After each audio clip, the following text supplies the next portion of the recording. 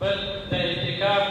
دپاره خپل حدود وي که نه چې کوم حدود کې مونږ اعتکاف کوو په کوم ځای کې اعتکاف کېږي که نه اعتکاف په یو خاص ځای کې په جماعت کې کېږي که نه نو د هغه جماعت بیا خپل حدود وي دغه حدود د اعتکاف دپاره په ټولو ملګرو باندې لازم دی چې دا حدود دی وپېژني هسې نه چې دی راغلی وي اعتکاف دپاره یو سنت طریقه ده او هغه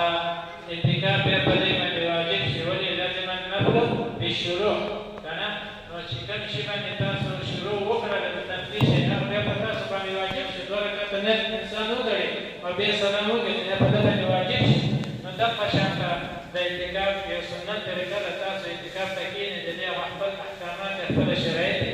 چې هغه شرایط هغه احکامات انسان په ځان باندې راوړي او دغه شرایط پوره کړي که نه نو اعتکاف به د ده اعتکاف حدود چې دي که نه دا برنډې تاسو ګورئ د برنډې دا ستنې چې دي دا ستنې د دې ستنو نه پاک هر چې دی دې سره اعتکاف خرابېږي دا صحن شو ګنه